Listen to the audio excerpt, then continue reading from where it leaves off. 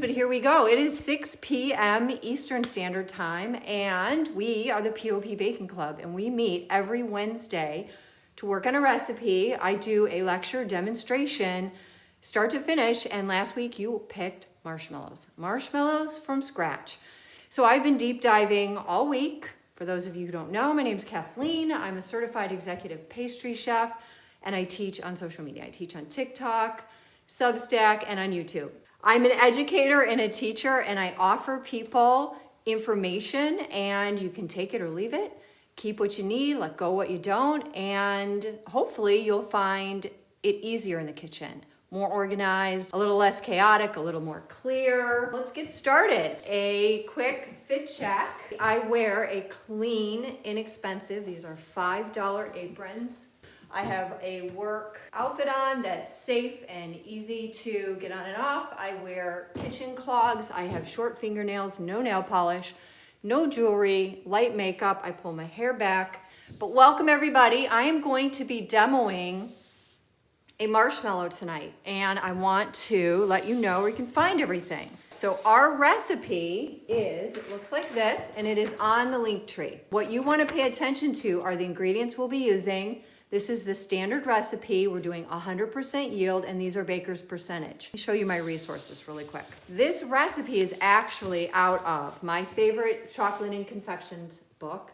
This is by the CIA. This is the Suez book from the Culinary Institute of America, Advanced Bread and Pastry. There is a chapter in here on marshmallows and on confections. It's not as thorough as chocolate and confections, but it can definitely fill in the blanks. Candy is magic, and in it is a whole chapter on marshmallows and hot cocoa. And I made hot cocoa from scratch out of this book. And I'm going to be making hot cocoa at the end of all my marshmallow making. I am going to take some flour marshmallows that I made tight with a little bit of chocolate on their bottoms into hot cocoa, and they're going to bloom. So I'm going to show you how to take your marshmallows that you make. This is what the recipe looks like out of the chocolate and confections book. It originally made a half sheet pan. That is way too big for what I need at home.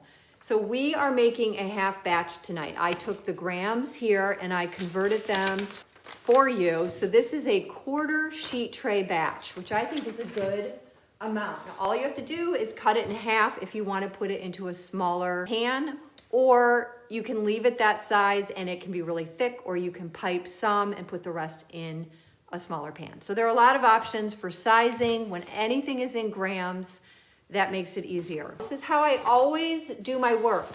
I go through, I look at the recipe, I look at the baker's percentage, and then I highlight and rewrite things so it works for me, diagram it out. So these are my instructions, and this is actually what I work from. So if I just leave this on the countertop, I don't need to go back to the recipe. I don't need to look at the amounts. I'll have my ingredients and I'll have the method. We're going to start with our ingredients, which I have scaled out in advance, and then we will get cooking. As I go along, I'll be explaining ingredients and what tools I'm using, and then I will circle back around when I have time to do some deep dives, because we are using some unusual ingredients. We're using gelatin and glucose syrup and invert sugar. We're doing a method that is called an aerated confection. On my Substack every week, I do an outline of all the information I know about the recipe we're working on. The history of it, the desired outcome, a description of what it is, and all of the ingredient function, ingredient synergy, and then I usually end with comparisons, and in this case, we are doing a whipped gelatin, but you can make a marshmallow with a meringue and gelatin. So I have that method in here, but we're not doing the method tonight, but I discussed it. I have serving suggestions, an explanation of the baker's percentage. I also put citations this week for the books that I use. And I've added a new feature to my Substack. It's Get Ready With Me to Do the Marshmallow. And in it, I showed you the ingredients, what you'll need to know, a quick overview of the method, any special tools you'll need, and if there are ingredients that are hard to find, I'll let you know where to find them. So it's a little extra information that will help get you prepared for those of you who want to know more before joining me on Wednesdays. All right, so let's look at our recipe and our ingredients. Marshmallow. This is an air-rated confection. There are two kinds of confections. There's crystalline, which is like fudge, and there's non-crystalline, which is a marshmallow or a caramel. And these are things we don't want to have crystals, sugar crystals in. We don't want them to be gritty. They are very smooth. And a marshmallow is definitely something that we want a really tight air bubble on, very smooth and creamy. It should melt in your mouth and the flavor should follow. So we don't want something that ends up really rubbery or hard with dried bits. A lot of people are averse to a homemade marshmallow, and I think that's because they haven't had a good one. The marshmallow should also be really meltable in your hot cocoa. So we'll test that theory later. So I am going to be using powdered gelatin. Powdered gelatin is what you find at the grocery store, and this is 20 grams of powdered gelatin. This is what I found at the grocery store. This is the powder. But this is the professional style of sheet gelatin. I like using this for gingerbread house windows. But when you buy sheet gelatin, they kind of stick together. Generally, each sheet of gelatin weighs 2 grams. You can weigh it or you can count them out. I like to cut them and weigh them precisely on a mini digital scale. When you buy gelatin, they come in bloom strengths. And this gold bloom strength says right on it that it is 200 bloom strength. This is the kind that you get at the grocery store, is around 250. 250 is stronger than 200. Some people like to use less, some people like to do more. When you make marshmallows, there are a few things you can control. One is your gelatin. If you want your marshmallow to be firmer, use a higher bloom strength. And when you use a higher bloom strength, what you're getting is gelatin that sets more quickly. It has less perceived odor. The reason I don't find powdered gelatin to be as user-friendly as the sheet gelatin is because oftentimes when you hydrate powdered gelatin, you miss pieces and then you get little granules. Before you melt gelatin, it has to be hydrated all the way. So if you don't hydrate each and every little grain, you'll end up with a hard bit. The same thing can happen with your sheet gelatin, but it's less likely to happen. Gelatin can hold up to 10 times its weight in water. But generally, if you are using a recipe and for some reason it doesn't tell you the water amount, just multiply the weight of the gelatin by 5. That's how much water you'll be using, and you want to use ice water. So I need to hydrate my gelatin now. It takes 5 to 10 minutes to hydrate the gelatin.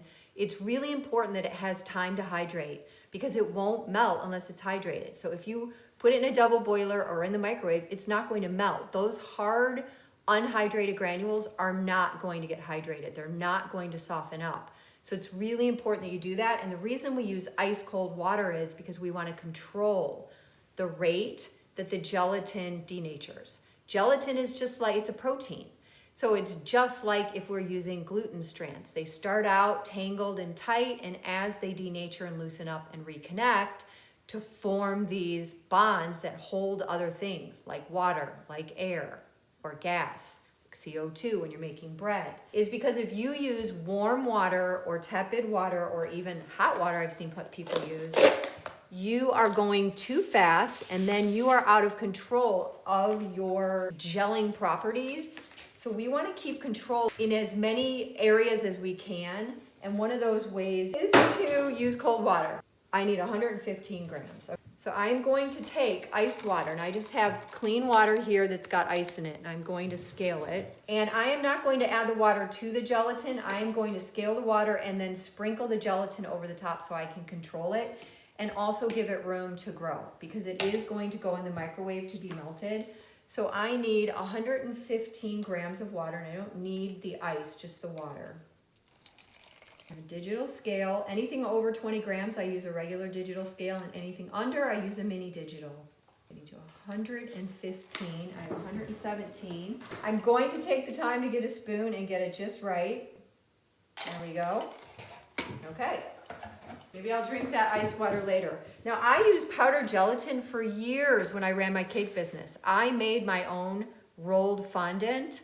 When you make rolled fondant, you want it to stay soft And gelatin is a big component of that, so is glycerin. But I always use powdered gelatin, and I always worried that it wouldn't hydrate properly. So what you want to do is sprinkle it in just a little bit and then sort of shake it, because if you get chunks, you're going to have to work on making sure those are hydrated.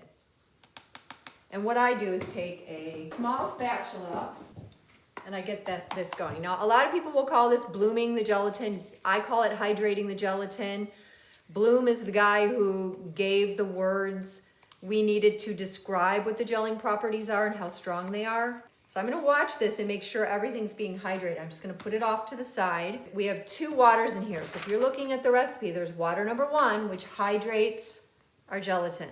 And then there's water number 2 at 85 grams, 340 grams of sucrose, which is a highly purified form of sugar. And we need everything in this recipe to be as clean, spotless, and free of impurities as possible. So you want to make sure all your utensils and tools are clean. Then we have glucose syrup, 170 grams. Glucose syrup is about half as sweet as sucrose. Sucrose is 100% sweet. It's what we look at and reference for every other sugar.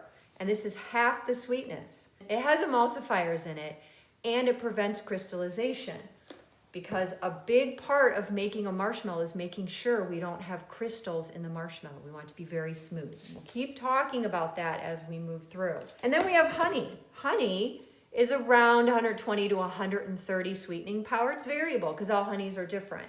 And it's an invert sugar. And it's a lot less than the glucose, but a lot sweeter. And you can control flavor by choosing honeys that you like. You can get lavender honey, orange honey, buckwheat honey, really strong. And this is a honey from the local farmer's market, so it's a local honey. It's a really nice floral flavor, but not too dark or strong in any way. And the invert sugar is Nevuline. You can buy invert sugar from Chef Rubber and on Amazon, but you're looking for like a Trimoline brand or Nevuline brand, and it shouldn't be corn syrup. And some say invert sugar, but then you have to go to the label, ingredient label, and find out what it is exactly. So this is 55 grams of invert sugar, and invert sugar is around 127 sweetening power. And this is also called a doctoring agent. So these are all doctoring agents. These invert sugars doctor the sucrose in the water so that I don't get crystallization. It gives me chew, and they hold on to whatever free moisture is left after cooking and whipping so that your marshmallows will stay soft longer and they won't dry out, and you'll get a longer shelf life. And then finally we have some flavor oil. I've been adding vanilla bean paste to mine, but this is an anise flavored oil, and oils and extracts are great in marshmallows. If you're going to use a fruit puree, they need to be reduced by about half because they have a lot of water in them. Too much water for a marshmallow. And if you use them, even if you reduce the fruit puree, you're going to have a shortened shelf life. That's what water does. If you're going to use a fruit puree, you're probably going to have to find a recipe that is specifically designed to handle that. You can also add flavorings on the exterior. You can dip your marshmallows in chocolate. While they're sticky, you can add a toasted coconut, anything to the exterior that you think would be nice. But we are going to add our flavoring in. Some ground spices go in with the cooking sugar, but you also have to research that before you start. And my notes have some of that information for you. All right, so let's look at what's going on with the gelatin. So this is the gelatin.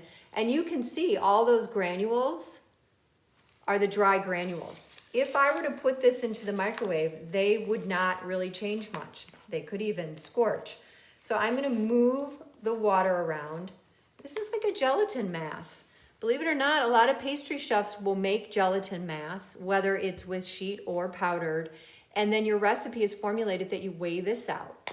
And this is 5 times the amount of water to gelatin. So there is another 4 to 5 times that the gelatin can hold. It takes gelatin up to 24 hours to work. So you can't expect anything that you use gelatin in to work right away. It's not about just putting it in the refrigerator and getting it cold. So we're not gonna rush our marshmallows when we're done. We aren't gonna put them in the refrigerator. It's too humid in there. It'll make them damp and it'll cause the sucrose to pull moisture from the air. You need to just let it sit. It's kind of like chocolate. You have to let nature take its course. And gelatin knows what to do. So this is hydrated and it's going to continue to hydrate. And then right before I need it, I'm going to blast it in the microwave until it melts. And that is for a short period of time. It could be 5 to 15 seconds until it's gently melted. If you cook or heat or add hot water to gelatin over 100 Celsius or 212 Fahrenheit, which is boiling, it will ruin your gelatin. It won't be able to work. So we are going to make our sugar syrup and we are bringing it to 122 degrees Celsius, which is 252 Fahrenheit. We are then going to pour that into our mixer bowl and let it sit with our digital thermometer sitting inside the bowl. When it gets to 100 degrees Celsius is when we are going to add our melted gelatin and start whipping it. That is exactly the right temperature that the gelatin needs to still work. And within 8 minutes, we're going to watch our boiled sugar mixture go from a liquid to foamy to thicker and whiter until it looks like a marshmallow. And then we're going to put it in a pan and it's gonna be great. I'm going to take my ingredient labels off of my invert sugars, which again are my glucose syrup, the honey, and the invert sugar. I'm going to put this in the microwave because when you take things like molasses and honey and syrup and put it in a container, they're really hard to get out and really hard to scrape. So if you just put them in the microwave for a flash, it loosens them up so they pour out a lot easier. So what I do is I put them in the microwave for a flash and then I leave them in there because it's kind of warm and cozy in the microwave. And then I'll come back to them and right before I need them, I'll check them and then I'll give them the least amount of time in the microwave possible. So here's our honey, here's our invert sugar, and here's our glucose. And you can see the different percentages. And if you look at your recipe that's on the link tree, you can kind of equate these. So the largest is the glucose syrup at 20%. The honey is 6.5, and so is the invert sugar because these are equal. So this is something you start to put together in your mind over time, every time you do a recipe and as you work with baker's percentage. All right, I'm gonna put these in the microwave. Now I've made this recipe 3 times in the last couple of days and I know how long they can go in the microwave. If you overdo invert sugar in the microwave, it will bubble up and get so hot that it will burn a hole through the deli cup and it could burn you. So they really get hot really, really fast. So just be careful. We're talking 5 to 10 to 15 seconds. So I have my setup, and this is my mise en place. This is what I think about before I get started. I use an IKEA induction burner. When you work with induction burners, they require not aluminum because it won't work on here. And if you use a pan that is not induction ready, it won't work. They are basically, I mean, I'm not a scientist, but they use a magnet system to heat and move molecules around, which is how it heats. So I always check my pan no matter what, because not all of my pans are induction ready, but this one is because the magnet sticks to it. I want to pick a pot that is wide and tall. I don't want something so wide when I'm trying to cook sugar. I need to concentrate the liquid so that the heat builds, and as I'm cooking it, the steam comes off. So the size and width of your pan matters quite a bit. So when you are cooking sugar, you are reducing water. And we start out with water and sucrose. We don't add anything else until the sucrose is 100% dissolved. And when you are melting out your sucrose, it is going to want to crystallize. These crystals spread, they seed. So if you start getting a bunch of crystals, it could, in theory, grow so quickly that your entire thing ends up seizing, like hard. So you want to start out low and slow. Don't go on a high heat. The higher heat you use when you are trying to dissolve sucrose, the more likely you are to have crystallization. In the beginning, I will show you how I move the sugar particles around without sloshing and getting them on the edge. I don't use a water brush to clean the edges. I don't close the lid to develop steam to wash off the sides. I actually just try to use really good, clean practices so that I'm not sloshing it around. I'm gonna add the water first. You always wanna add the water first. If you add the sucrose first, you could get a hot spot. I don't want a hot spot. I would like it to have a chance to dissolve. So instead of adding my sugar and moving the sugar around, I always add it right to the center. These are from ThermalWorks. These are spatulas that work for really hot syrups. But I also like these Exoglass. They're very stiff. These are flexible. So I'm gonna choose to use this. And instead of sloshing it around, I am going to tap the sugar. And the temperature is not even on. I don't have any heat on it. It is still dry. You can see dry parts. So I pull from the outside of the pot inward and make little areas for the water to get in toward the middle. So I'm never pushing toward the edge. I'm always pulling from the edge inward and tapping.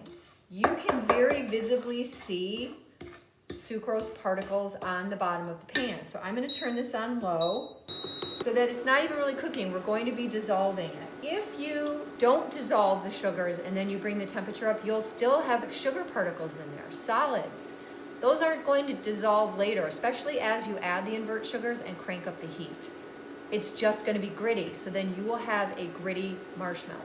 So it's really important to do these things all in the proper stage and step, and then keep track that things are melting. So when we start, our sugar is opaque. The sugar is opaque, and when I pull the spatula back, you can see grains of sugar. As they begin to dissolve, this will become transparent and there will no longer be any grittiness. When you are using induction burners, it's a center of heat like this, so you don't want a pan that's like this big. You want to try to match them. And also, you'll notice sometimes if this is the circle and you have the pan off to the side, you'll get hot spots in certain areas. So you want to be aware of where the heat is coming from. I do take this and go along the edges very carefully. And you guys can be the judge, because when it starts to become translucent, I'll give you another look. And I want you to look at the edges of my pan. There shouldn't be any splashing, any splotches. But in this area of your pan, that's where the heat gathers, and oftentimes things will scorch or they'll get stuck. So you want to make sure there are no sugar particles stuck in there. Now I'm going to go check on my invert sugars and see how fluid they are. Not very. So I'm going to give them another 20 seconds. Again, we're not cooking them, we just want to loosen them up. You can hear sugar granules and you can also see them. Now I am going to use the thermometer setup. I have my thermometer in a glass cup so that it won't tip over. This is the Cooper Atkins, but you can use a ThermalWorks. But what you do need is this cord. This cord is very important because we do not want to be putting our thermometer in and out and in and out of our sugar syrup, because as that sugar cools, it could create seed crystals that could add crystallization to my sugar syrup. And then I have a deli cup with water, just tepid water, not super cold, that when I am all done, this is going to go straight into the water. Sometimes people will put their spatulas in there. That's a nice way to do it. But these are always a little awkward, so it's good to start by having a good setup. Now, if you see bubbles starting, because the lowest I can go is still going to get this going pretty quickly. You want to make sure to keep on top of it and just keep looking at it. When you start out with sugar syrups, there's a lot of water in there, and we are going to continue to reduce the amount of water and concentrate the amount of sugar we have in our syrup. And it starts out in the beginning that the heat coming into the pan first has to heat up the pan, and then it has to heat up all the water. So it takes quite a while for this to even start to get to a nice high temperature. But as soon as all of those things are hot, as soon as the temperature starts to increase, you'll see it rapidly go up. It's not going faster at the end because it starts slow for no reason.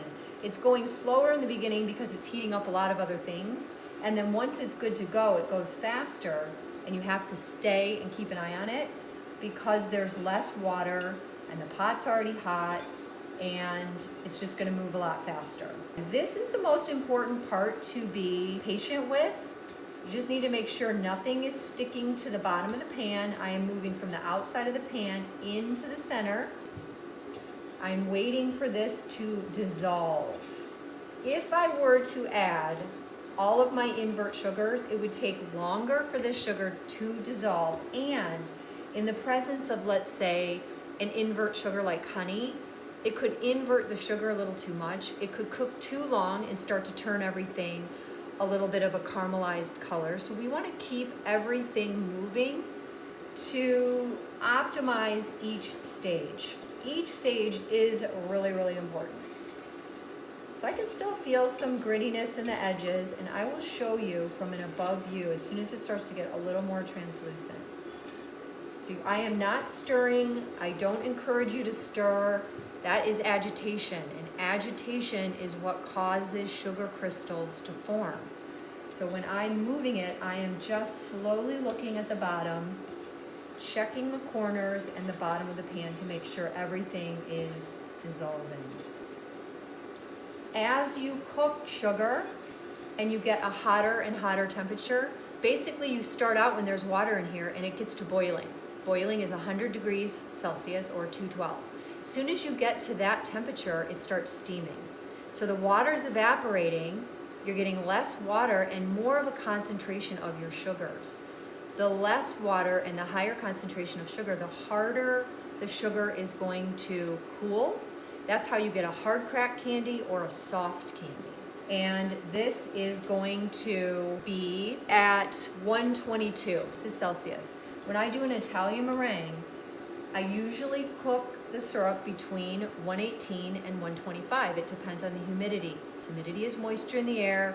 When it goes into your meringue or it goes into other things, the less moisture you have, the more you can balance it out.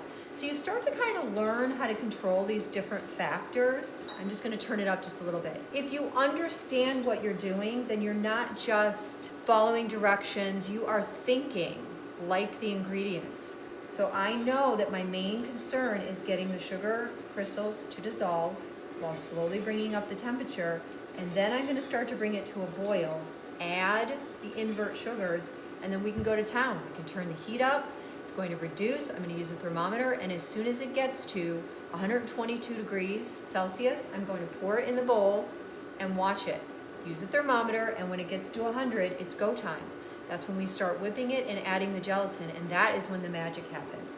If you undercook the syrup, you might get weeping, where there's moisture on the exterior of your marshmallow. It could be soft, and if you cook it too hard and you go up 2 or 3 degrees Celsius, just a couple makes a big difference. You'll end up with a marshmallow that's really hard. So we want to pay attention and use our thermometer. I'm going to turn this up yet again. It's not quite clear, still a little cloudy. I'm going to take this out. Sugar is very dangerous when it gets hot, so we're going to be careful.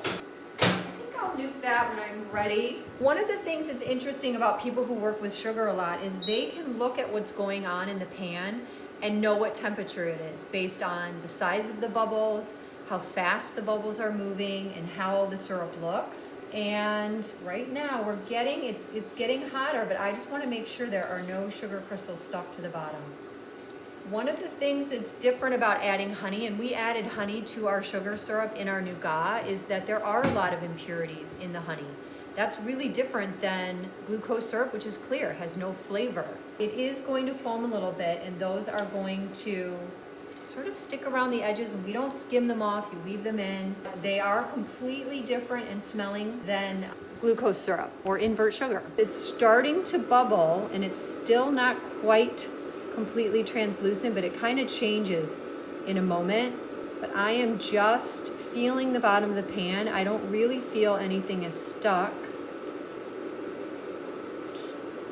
And I'm just going to leave that there and watch it until it goes translucent. So see, you can see the bubbles starting. And I don't even have it that hot yet. I'm going to put a thermometer in it in 1 second. All right. So I'm going to leave it, and I'm going to do this in Celsius. So just to start, we are at 82, 83. We need to get to 122, and we're at 85, 86. All right, I'm gonna get the invert sugar and I'll be right back. And I haven't forgotten about my gelatin. It's feeling hydrated. Everything is wet. I don't see any dried bits. And I'm gonna place this in the microwave right after I take out the invert sugars. I'm gonna turn the temperature up. These will cool down very quickly. That's why I do them at the last minute. Take the lids off. I'm gonna add the glucose syrup first. See how nice it came out? I'm not gonna fuss over getting it out of the container. We just wanna get it out and get everything going. Then the honey. You can see it comes out a little slipperier when it's warm. It's helpful.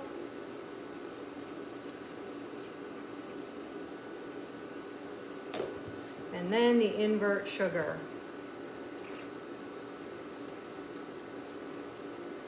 Now these plastic deli cups aren't really meant for, cooking in or heating, so you really just want short blasts or they will definitely melt. Okay, so I'm going to just stir these sugars in and then be done stirring, and then I'm going to turn up the heat. We are at 111 Celsius. All right, I just want to check that everything is going well. Check the bottom and the sides, and then I'm pulling out my spatula.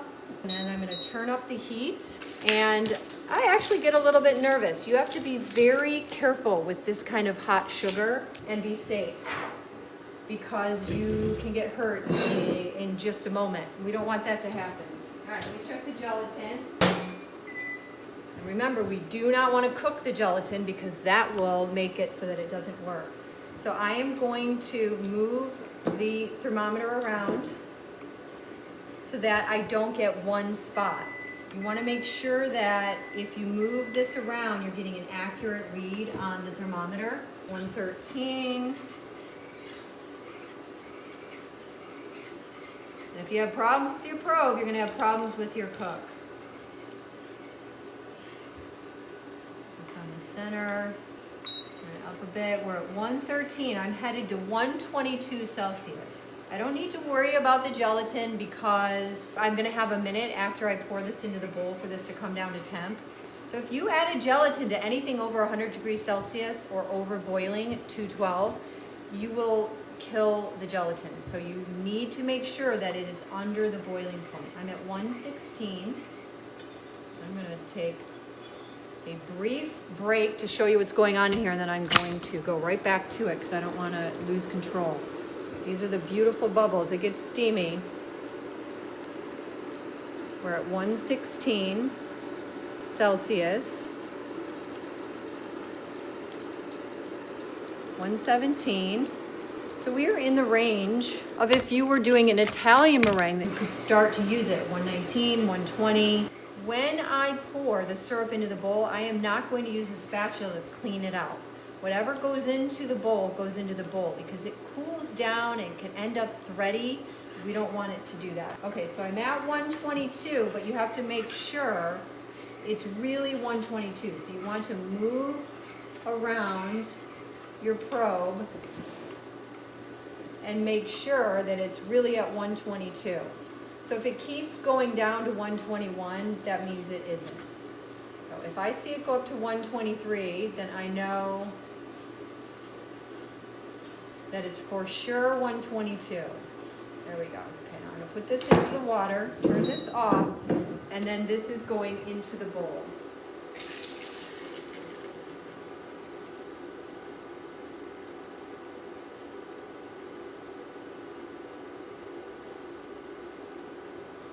This is what's left. There is quite a bit of sugar in here, and this is super hot. I'm not going to put this into my plastic dish container. It needs to go someplace safe so nobody touches it. So I still need my thermometer. We're using a whip attachment on my mixer. And in fact, this is very hot. Okay, so this is gonna go here. All right, I'm going to stick this into the syrup just like that. So we're at 111. Okay, so we have a minute. And you know what I never did? I never prepared my pan. So we're at 113 actually. So I'm gonna prepare my pan. You can use a silicone square. You can even pipe this into little silicone shapes, flexi pans, or you can just use a metal pan, but you have to oil things. And it's really important because if you don't, even onto parchment, you'll end up with everything sticky. So this is a 1/4 sheet size. This is a 1/4 sheet pan. This is a parchment that I'm gonna put here, and this is my 1/4 sheet frame. This is a cake frame. You can buy these in 1/4, half, and full sheets. It gives you a nice square corner. This part goes on the bottom. It's a little counterintuitive, but that makes it easy to take off, whether you have cake in here or marshmallow. So I'm going to oil this, the sides, and I've pre-cut out some parchment to oil. So I take, and we're at 113 Celsius in the bowl. So first I'm going to oil the parchment.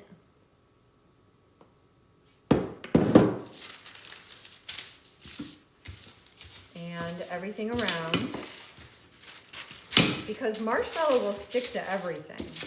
Now what you want to do is use cornstarch in 10X for the outside of your marshmallow because you don't want it to stick to other things or stick to itself. Cornstarch obviously does that. It absorbs moisture.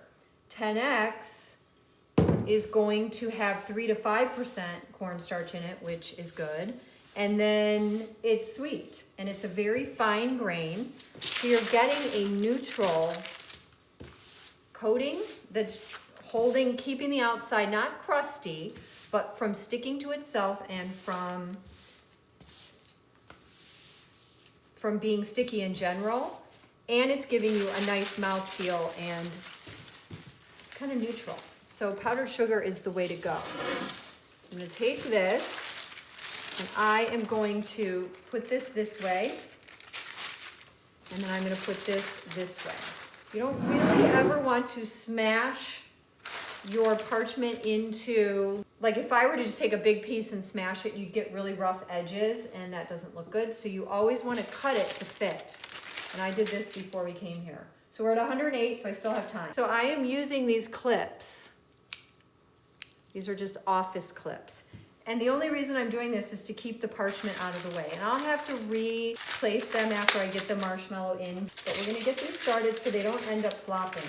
If I start to pour the marshmallow in and I'm lifting, this will just stick to it and it might end up getting in and becoming a mess. So the clips really are just to keep everything out of my way. See how they fall inward? So I don't want that happening when I'm filling the frame.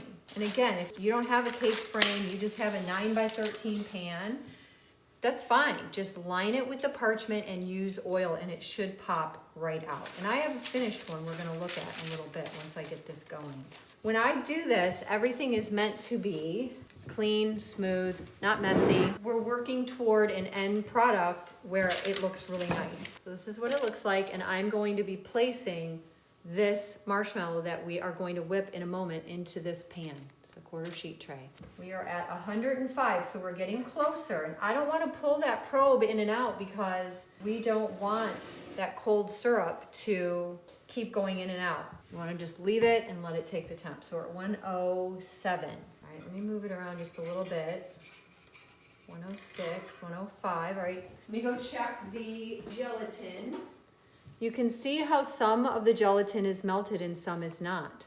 So it's important that you do those short 5-second or 10-second blasts so that you can give it a stir so you don't get hot spots, you don't scorch it and boil some and leave the rest. So you need uniformity in everything that you do to make this turn out okay. So I stir it, I'm gonna put it back in the microwave. Let's see, we're at 10. And I'm not going to be able to hold the camera while I pour this in, but I will right after. And then as it goes from being bubbly and foamy into turning into marshmallow, that'd be great. And then we'll set the timer for 8 minutes.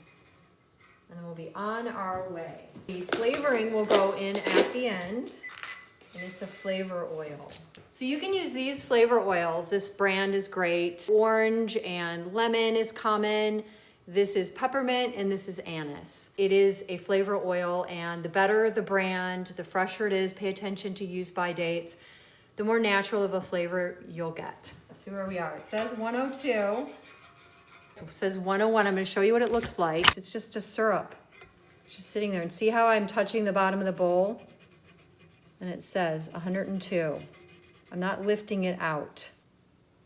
One thing I found is funny with sugar is how hot it is, but then it's sensitive and firms up very quickly. It could burn you and also get cold the second you pull the probe out. So we're at 101. It says 100, so I'm going to go get the melted gelatin. Okay. All right, it's go time. I'm going to take the thermometer out, move it over here, and I'm going to start whipping while pouring in the gelatin at the same time. Not on the whisk, but pushing the syrup, increasing the speed. And in this case, I will scrape out some of the gelatin. Oh, I wasn't even facing you guys, I'm sorry. All right, so this is what it looks like. This is at the beginning. You can see foaming in the beginning of aeration. And it will start to really come together quite quickly, and we don't want to go too fast. We want medium to medium high.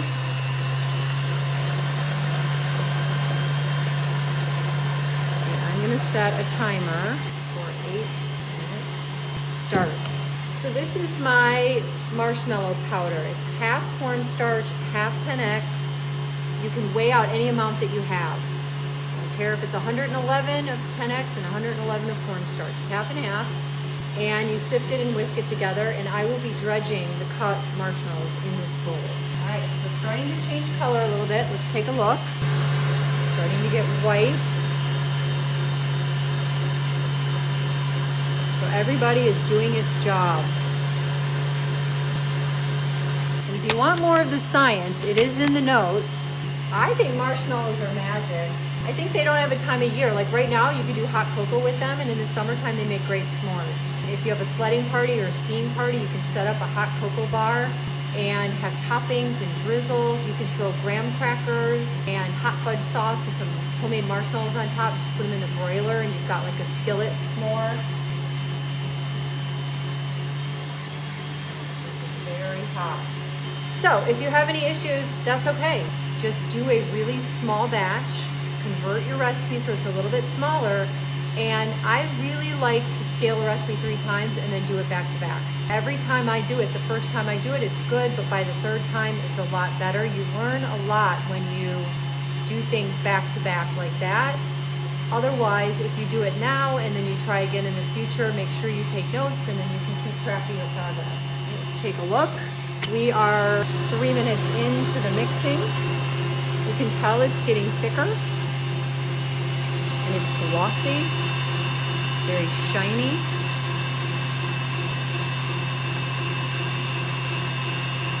These are totally pipeable right out of the bowl. I plan on putting a little bit of the marshmallow into the bag.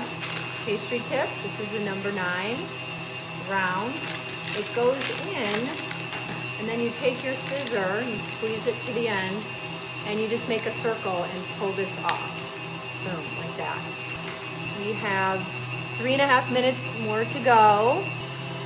So I'm going to stop it and just take a look at how thick it is. You don't want it to get too thick so that you can't move it around. And it's still running, which is good. We're going to keep going. I'm going to slow it down just a wee bit. Just a little bit. The first time I made marshmallows, I was shocked by how much gelatin is in it. It's a lot. So we're going to place the marshmallow in the pan, and then we're going to let it crust up, and then I'm going to sprinkle the marshmallow powder, the half cornstarch, half 10x. And when you add this liquid, it's just 10 grams. The percent overall is 1.2%, but it's going to loosen it up just a little bit.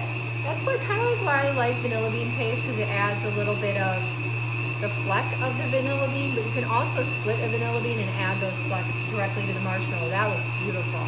You can also dredge it in a vanilla 10x in cornstarch, because I do that with my leftover vanilla beans, and that looks really pretty and it adds really nice flavor. So we have about a minute left. I'm going to add this, and it really smells like, it actually smells like sambuca.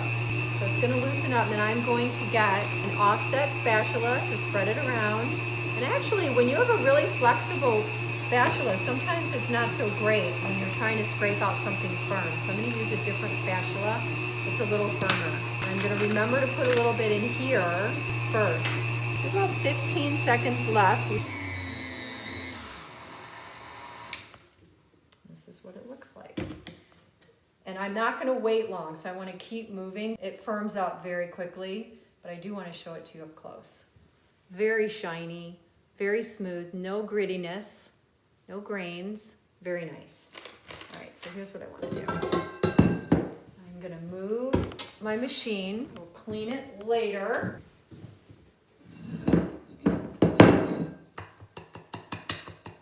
So you do wanna work quickly because it does set up very fast.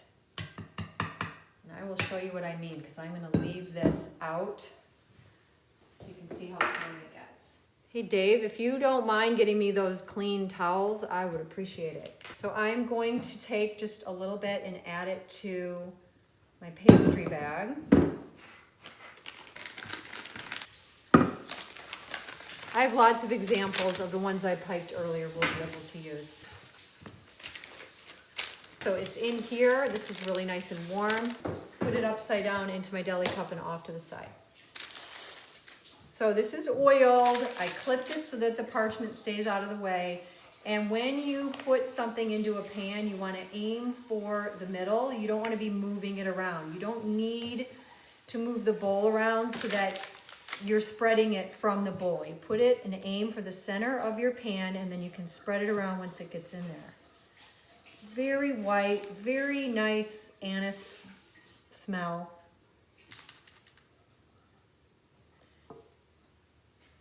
And it's cold in where we live, so it is going to firm up very quickly. You can take this and scrape it if you want. Maybe. All right, so Dave got me some clean towels so I can wipe off the knife when I start cutting the marshmallows that I made yesterday. So when you make the marshmallows, you can't cut them till next day. So this is something you should plan. And you can see it's not all the way around. And I don't want to go back and forth and spend a ton of time. I just want to go very quickly in all the way into the corners. And when I said earlier you're going to have to move the clips, I can already tell that the parchment is settling. So these are going to get cut. It doesn't have to be perfectly smooth on the top. We're not looking to smash it. We just don't want any huge undulations that won't look nice. All right, there we go. So I'm gonna take it's just the edges here. Just kind of rearrange those so that this can drop in a bit. And that is done for now. It's going to go onto a tray, and then when you can tell it's shiny, when this crusts up just a little bit, I'm gonna sprinkle it with the marshmallow powder. Okay. And then we're gonna pull what I did earlier, and I'm going to cut some and show you how to cut it properly, and I'm gonna work with the ones that I already did, and we're gonna make hot cocoa, which is really fun. All right, so this is the one I made yesterday, and there is a lot of powder on top. So what I'm going to do, put it onto the parchment that I'm working with, and I'm going to take a clean pastry brush, and I'm going to brush the excess off of here. And this is a silicone baking square. Okay, I actually need to put some gloves on. My hands are clean, but when you use gloves, you're supposed to wash your hands first and then put the gloves on. This is how we're going to keep the pieces of the marshmallow from sticking together. All right, so here's the marshmallow that I made yesterday. When you use a flexi pan, you just inside it out. If it kind of sticks, you can use the powder to help you get it unstuck. It gets kind of messy, but you don't have to worry about using too much powder. But see how it kind of sticks and it's sticky in there? So I'm just gonna keep pulling it out. And again, do not put your marshmallow in the refrigerator. It's way too much moisture. But it came out of the parchment and the frame very easily, and I think that's because I oiled it properly. All right, yeah. So sometimes when this happens live, it's a good thing for you to be aware of. Yeah, it's gonna stick. Marshmallows are very sticky. That's what the marshmallow powder is for. And one thing you wanna think about when you're deciding what size pan to put your marshmallow in is how thick or thin you want it to be.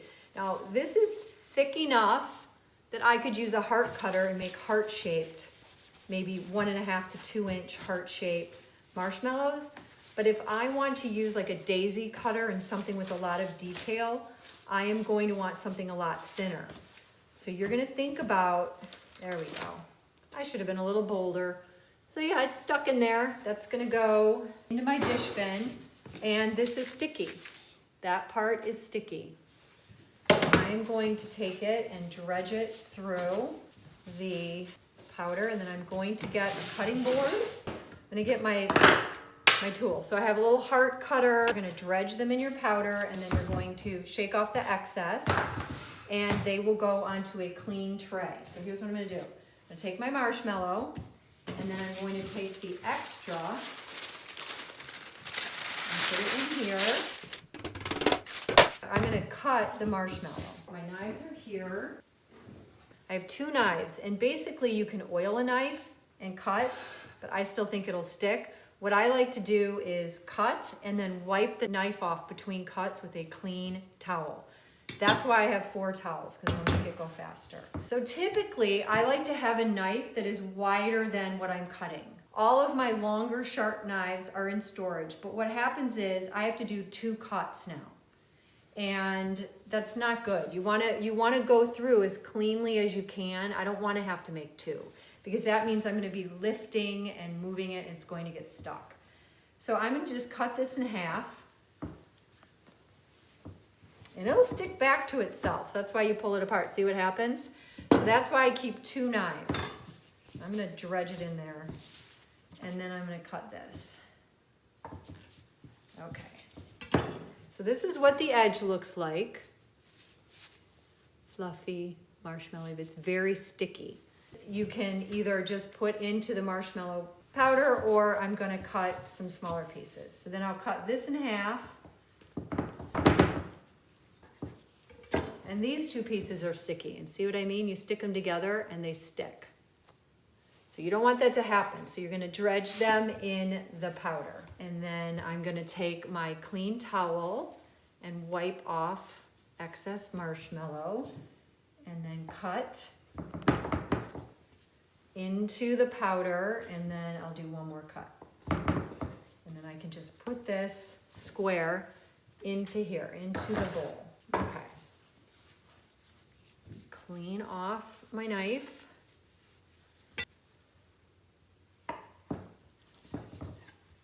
Into, that will cause drag. Now sometimes you can cut the beginning part of your knife, then the middle, then the end. I do that a lot, especially when the pieces are smaller. But you want to push down and pull the marshmallow away. And once I show you this, I'm going to show you ones that are done so that you can see what I did to them, and we can make some hot cocoa. So here's a rectangle, fluffy, that's all sticky. Just gonna cut it in half. And if you wanted smaller pieces, you can make smaller ones like so, little squares. These are bouncy. And these are vanilla. So these are gonna go in here, and I am going to dredge them and make sure that all the edges have all of the marshmallow powder on them. But we don't want to put them in here covered in marshmallow powder. We want to take it off. So we're going to put it in a tammy or a sifter, and you're going to shake them, and then I turn them over, because the friction of the screen helps get off the excess. And then I will put these on too, and you can use a clean parchment, especially if you're going to be dipping these into chocolate or something else. So then these are flat. Sift them, and I'm going to turn them over, and the screen is going to help remove excess, because we don't want the excess floating everywhere. If we bag these, we don't want to make the bag messy, and if it's going into a drink or onto a dessert plate. We want it to be nice and clean. So these will not get hard. They should stay the way they are with a nice crust on the exterior and nice and soft on the interior. That's what these look like, and I'm going to show you what I did earlier. Look at that. So those are 2-inch squares approximately, and those are about half. All right, so let me put these here, and I'll show you what I did next. And this marshmallow guy, the big guy, I can cut later. So again, not in the refrigerator, and just make sure that if it's gathering a bunch of moisture, you definitely need to dredge it a little bit better in your marshmallow powder so that that absorbs the moisture. So these are some things that I did earlier, and I piped. Remember here, I have my piped marshmallow. I piped directly into the marshmallow powder. You can also pipe directly onto a parchment that is oiled. But these with a round tip, I just made a line.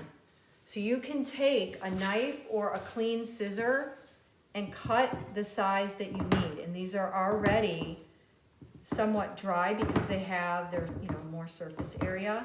And then these little guys would become little marshmallows for however you want to use a marshmallow. And then these would go onto a clean tray.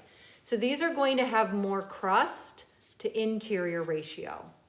The bigger you make it, the more interior you're going to have. And if you make these, and before they get this dry, these have been sitting in the powder mixture, you can take these and knot them. And I have some little knots I'm going to show you. If you do this before they've been dried too long, and this worked okay, you can knot them. And then this knot can be on a dessert that has a marshmallow pairing or into a hot cocoa on a little tray. Adorable. It's just like knotting dough. You have to be kind of careful. You can't pull too much. But see, we have 2 knots on here, and all I have to do is cut it in the middle. And I have 1 knot. Adorable, and another knot, but I don't like these. And that's just a number 9 piping tube, so you can go smaller, and you can use a star tip if you want.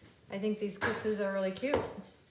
You can obviously make a kiss any size you like, and that is really nice for garnish or hot cocoa. But I piped some rudimentary flowers, and I'm going to show you what I did. But you get all of the powder off of here. You lift this together like this, squeeze it, dip this part into a little bit of chocolate, and then put it into a silicone mold or a muffin paper, and then into a little muffin tin to hold it like this. So when you set that into a hot drink, it will bloom. All right, so I think I can clear all this away because I'm going to show you how I pipe. Remove my tools. Yep, and this I just dredged in a little powder and cut some hearts, which I'm going to show you. Pipe onto this parchment. I want to make sure the parchment sticks because otherwise it will keep getting lifted every time I pull. So here's a little bit of the marshmallow. I'm just going to put a little bit on the tray, just in the corners. And then I'm going to take the parchment and stick it. That'll just help this stay flat. Okay? And then I'm going to take some oil and a paper towel, and I'm going to spread the oil around. And I don't need too much, so if I have too much, I should take it off. I'm going to take a little bit. There's a little too much. It just needs to be oily. It doesn't need to be crazy, okay? But we do not want parts of the flour sticking and not other parts.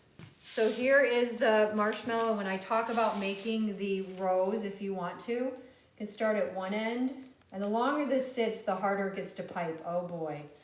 Yeah, I usually I pipe it right away. So it's already firming up. So look how fat that is.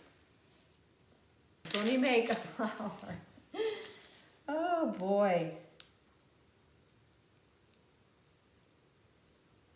Yes, this firms up very quickly. These do not look good. But yeah, this is too firm. Note to self, pipe when it's right out of the bowl. Okay, very fluffy. Okay, yeah, it's firming up. Get down there. So I would let these crust up. They look terrible. I would let these crust up a little bit, and then I would sprinkle them with the marshmallow powder, and then they'd be lift upable, and I could use them for any use I want. I'm gonna show you the ones I did because they look way better than this. Okie dokie. So these are some that I cut today. I have a heart shape marshmallow, edge. And then I really like triangles. I think triangles are easy to do and they look nice because you can put them on a plate this way, upright. I have smaller squares, which are great for hot cocoa and for putting on skewers. And then I have some knots. Here are some knots that I made earlier today. And then here are the big squares. Okay. Now here's where it gets fun. So those are good. I don't have a bunch of molds because everything's in storage. So what I got creative. So I took the flowers and I put them into these paper muffin tins and into a scooper so that they could solidify. It's a meringue flour with, this is a muffin liner, and they were dipped in chocolate earlier today. And you just peel off the paper, and when I place this into a hot cocoa, it's going to open up. And I have a couple variations of that. I also used, because I had to get creative, measuring cups. Yes, I do own measuring cups and measuring spoons. Okay, so I'm going to pull the paper off. I could leave this on right up until the time I'm ready to make a hot cocoa. But this, I just took one of those ropes and I rolled it. I just rolled it and then dipped it in chocolate. So this will go into a hot cocoa. And here is another. This is a flower. I'm going to open it. I'm going to get the hot cocoa going right away. But this is what it looks like. This holds it together, and then that is the inside of my flower. Okay, and then I'll do the rest. This is a little itty bitty guy. So I'll unfurl these when I get to the hot cocoa. I dipped my marshmallows into the chocolate, so this is what it looks like. I really like the way it looks when you dip half of the marshmallow in, although I didn't do a great job. And you can put them on parchment and they pop right off. So this is pretty, and I think it would go really well in a hot cocoa. And then I dipped the triangle. And when you package these, you know, you can package 4 of them in a cellophane bag. You could stack them, you could do a lot of things. And then here is the heart dipped in chocolate. Okay, kind of fun. All right, so we're gonna make hot cocoa now. This is really just cocoa powder. You're supposed to use vanilla powder, but I use malt powder, which is a good flavor. There is a little bit of cinnamon here, a little bit of salt, but the recipe is in the book, Candy is Magic. It's 2 tablespoons of powder to 8 ounces of milk. I'm gonna go get my whole milk. I like whole milk. It's got a good fat content. It is the kind we use in baking in the kitchen. And you can whisk the powder in cold or hot, but I'm going to show you how I make a quick boil on milk, because in my life, I would always make the milk. And even if I watched it, I would end up with that skim coat on the top, which is the proteins all sort of coming together and connecting. And I don't want that to happen. So when I went to pastry school, I really learned that you need to do a quick boil where you evaporate less moisture and you bring it up as quickly as possible and take it off. That's the goal. Let me go get the milk. All right, so this is this milk I just love. It actually gets cream on the top of the container. And all right, so this is a quart. 8 times 4 is 32 ounces, which is a quart. We'll do 4 cups. That's volume, that's not by weight. So this is going to go into here. Like I said, I'm gonna put it on high heat. I'm just gonna bring it up quick and get it off the trivet, and then I am going to use my cocoa powder. Very, very good. You can see, even though I whisk it really well, the sugar crystals. All right, so I'm gonna do 2 tablespoons per, and this is a 2 tablespoon scoop. I'm gonna be generous. 1, 2, 3, 4. If you know about cocoa powder, it is chocolate, cocoa butter in it, or it should be a high quality cocoa powder, which will give you a lot of flavor. And then I'm going to whisk it until everything is incorporated and dissolved. And this happens cold or hot. And then I'm going to pour this into cups, and we're going to put a marshmallow on it. And we're going to sip marshmallow while we chat.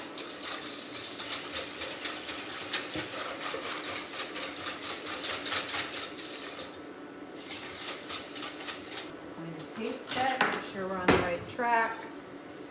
Okay, ooh, that is good. I think it's the cinnamon. All right, I'll be right back. Any of those mugs that are really nice and wide, like for a latte or something. But we'll do our best. I might even put this into a pitcher for better control. So when you watch milk come to a boil, you're going to see bubbles around the edge, and then they're going to kind of go into the middle, and then it's going to fluff up. That's when it's done. It's done. It's hot. I just want to make sure there are no sucrose particles on the bottom. I don't need this anymore. I'm going to be pouring our into there. So we'll have marshmallows to put into our cocoa. We've got marshmallows. Lots of marshmallows. Fast as we can. This could be dredged. The one we made, it's still shiny. It's not going to hurt it to let it get a little crustier, but when you touch it, it doesn't stick anymore. So at this point, I can put the powder on it, which I'll do as soon as I get the cocoa made. And then you just let it sit overnight, and then you cut it the next day. So these are the kinds of things that I am encouraging people to learn. I think that when you want to do treats for holidays, first of all, you can color marshmallows any color you want. You could do the mint and serve hot cocoa with mint marshmallows at St. Patrick's Day. You could do Valentine's, shapes, colors, flavors, chocolate, things like that. They make beautiful decor, and you can put them into a million different shapes and forms. And I think confections are something you can add that build in time. And if you have a small business, this is the kind of thing that you can put into a bag and get a premium price for. And you don't need to bake it that morning. It's stuff you can build in when you have extra time, or at night, or if you want to be standing in your kitchen but not moving around a ton. This is the kind of thing that you do. Maybe I'll give it one more whisk before I put it into the pitcher. If you end up with a marshmallow you don't like, you can use, and you have to look up the bloom strength according to the manufacturer, but you want between no lower than 160, 200 to 250. If 250 is too high for you, and I'm going to compare the gelatin in the powdered form at 250 to the 200 in the sheet form. I'm going to compare and see which one I like better. I don't want it too bouncy. I'd rather have it a little bit soft, and I absolutely want it to melt. It should be melt in your mouth. I'm just whisking it to make sure I don't have any hard bits. And I'm going to pour it into here. This is just so that I can pour, see? I can pour it into the cup a little easier. And again, this is hot, so I want to make sure I put it somewhere safe. Get this clean up. And I'm not wearing gloves because these are for us. Make sure you guys can see. I've never done this before, so, but I love it. So let's see, I'm gonna start with a small one. So I'll start with a small cup, and this is my hot cocoa I made with the powder. And I'll do this one this way, and then I'll hold the camera over the next one. I'm gonna take this guy, and I'm gonna put it in and watch what happens. Go toward the middle. And there it opens up. I'm gonna hold it from above so you can see me do the next one. Actually, I need to, let me take these out. I might have to do a few. This is too fun. So the paper comes right off. It does not stick to the marshmallow, which is great. And I'm gonna do a giant flower in here. I'm gonna put it in a bowl. I'm gonna do that for you guys. Okay, here we go. So here's the bowl. I'm gonna fill it with hot cocoa. I think this is the largest flower I had. And I'm gonna put this in the middle. I don't want it to tip over. It's tipping. It's tipping. I'm no Dominic Ansel. Okay, let's do one more. Put this in here. Put this little guy in here. See if it bobs around into the center. So obviously there's a little finesse to this. Do you want to help both your hands and I can use it? They're all melting a little bit, which is important. You definitely want your marshmallow to be meltable. I think you're gonna like this hot cocoa. It's not opening up. All right. So there's going to be a little bit of work that needs to be done. I like how that one looks. And you want to pick which one you want to sip? You want more in there? Sure. It's good to have caffeine in it. It could wake you up. Okay, that's plenty then. Could wake you up. All right. Yummy. Yummy. Is it good with the cinnamon? Yeah, it's a good combo. That's it. And then if you want, do you want a chocolate I'm not guy? gonna say no. Okay, there you go. This is dinner. This is All right, Dave, enjoy your hot cocoa. If you go to YouTube or wherever, look at Dominic Ansel. I mean, he got it dialed in. And you need certain height and certain thinness. And it's a bloomin' marshmallow. So, yeah. And let's see. Just burned my mouth. Okay. All right, so that is my tutorial on